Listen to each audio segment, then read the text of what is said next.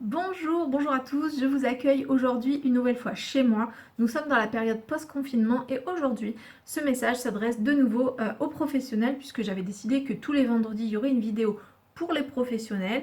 Donc cette vidéo, elle est vraiment pour vous, les psychologues, les thérapeutes, les accompagnants, les coachs. Voilà, c'est vraiment le moment, le vendredi, où je poste une vidéo pour vous.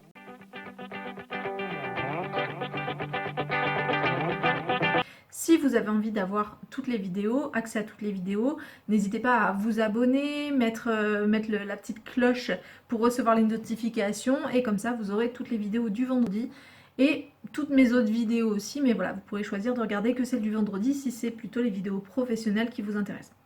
Aujourd'hui, je voulais vous parler du rapport qu'on peut faire entre vie de professionnel libéral et vie libre. Parce que dans le libéral, il y a le côté libre et j'ai toujours été très étonnée de voir que certains thérapeutes ou certains professionnels libéraux avaient tendance à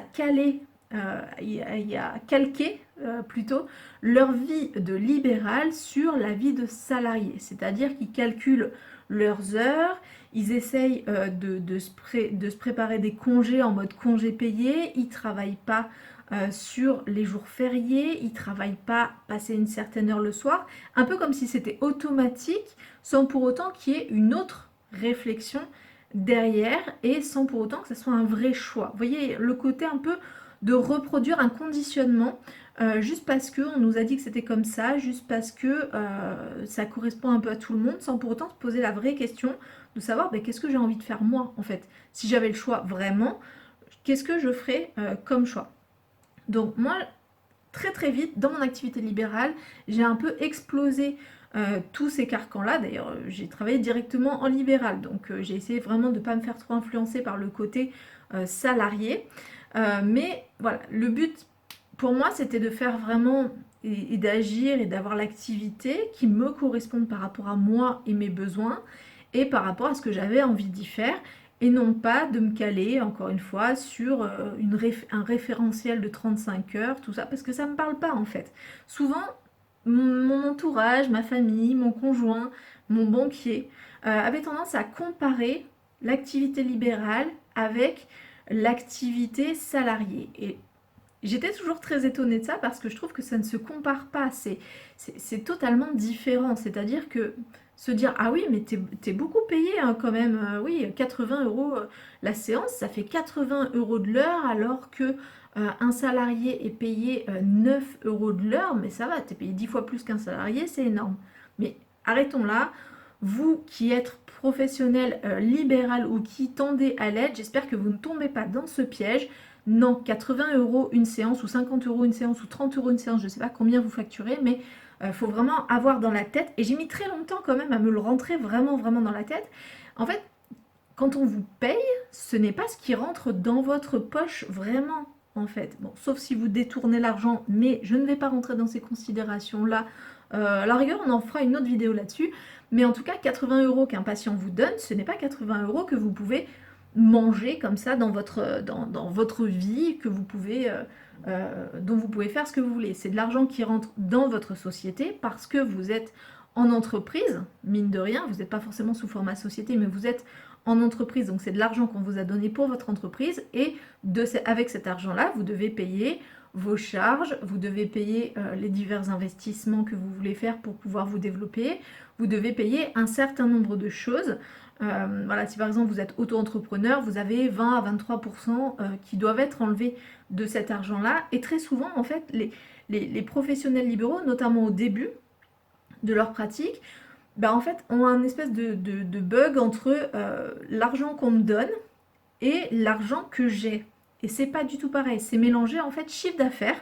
Le chiffre d'affaires, c'est l'argent qu'on vous donne. Et le revenu, qui est l'argent qu'on appellera en société le bénéfice. Mais en tout cas, le revenu, c'est l'argent qu'à la fin, il vous reste. Donc, souvent, on dit, ben oui, mais du coup, 80 euros la séance, c'est beaucoup pour une heure, machin. Mais en fait, c'est pas 80 euros la séance pour une heure, 80 euros dans ma poche.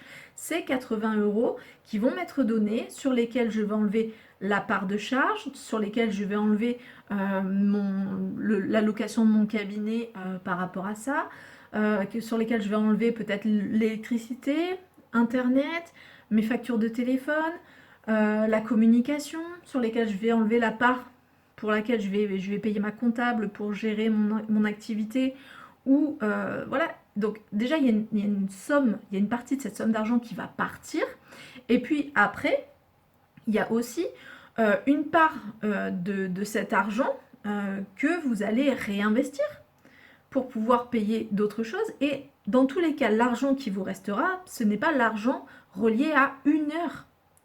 C'est l'argent qui est relié à une heure d'intervention, plus le temps qu'il vous a fallu pour pouvoir mettre en place le cabinet, faire tourner votre activité, faire la com et tout ça. Ce temps-là, il est important. Le temps que vous allez devoir passer à gérer cet argent-là, les factures, la rédaction des factures. Donc en fait, vous n'êtes pas payé pour une heure d'intervention, vous êtes payé pour cette heure-là, où là on est d'accord, vous êtes là, donc on n'en disconviendra pas, c'est cette heure-là qu'on vous a payé, mais aussi tout le travail qui est autour.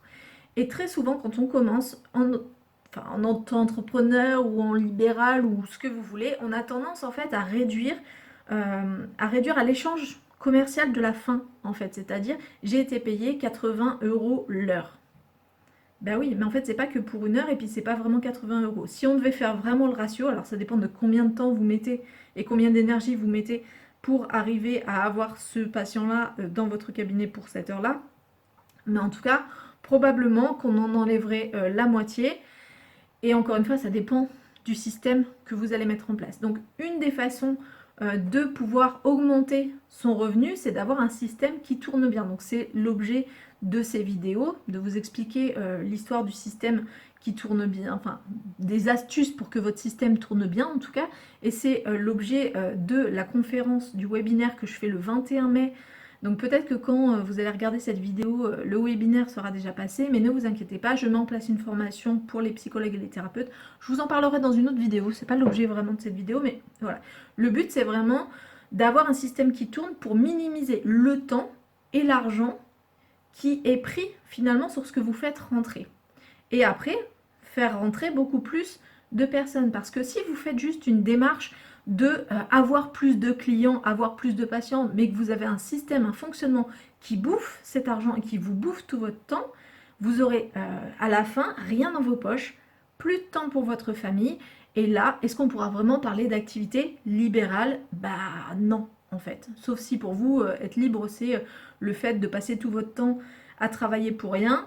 Mais en même temps, vous êtes libre de ça. Hein. Moi, je suis pas là pour juger. Chacun fait ce qu'il veut.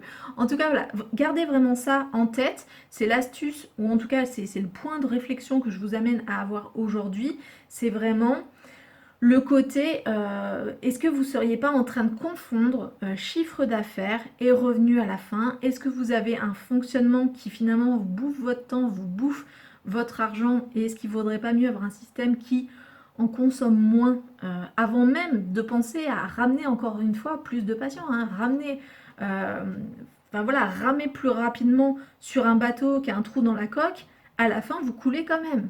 Vous coulez un petit peu plus loin, éventuellement. Donc il y aura peut-être plus de blessés si vous vous éloignez beaucoup de la côte. Bref, vous savez que j'aime beaucoup les métaphores, je ne vais pas me perdre avec ça, mais en tout cas voilà, gardez en tête que l'argent que vous donne votre patient, votre client, ce n'est pas l'argent qui va dans votre poche et que à un moment donné, il va falloir vraiment que vous arriviez à calculer le prix de revient de ce patient-là et finalement, est-ce que c'est vraiment efficace ou pas? Est-ce que vous travaillez pour rien ou est-ce que finalement, ou pour rien ou pour la gloire ou pour le plaisir aussi, mais tant qu'à travailler pour le plaisir, autant que ça vous coûte rien, faites-vous bénévole. Et ça marchera très bien comme ça. Bon, je vous ennuie pas plus avec ce propos. Aujourd'hui, j'espère que vous passez un très bon déconfinement, que votre activité libérale se passe bien. Si ce n'est pas le cas, encore une fois, il y a des solutions très simples à mettre en place. Aujourd'hui, c'était le petit point sur lequel je voulais vraiment attirer votre attention. Et la prochaine fois, ben, on verra. Voilà, dites-moi dans les commentaires s'il y a des points que vous aimeriez que j'aborde dans ces vidéos, s'il y a des astuces qui vous manquent, des choses qui vous questionnent, n'hésitez pas, moi je suis là pour y répondre, pour partager avec vous ma grande expérience du libéral, parce que mine de rien j'ai testé quand même pas mal de choses, et donc voilà, je vous souhaite une très très bonne journée, profitez de ce déconfinement, profitez de vous, kiffez votre métier, et à très bientôt, ciao ciao.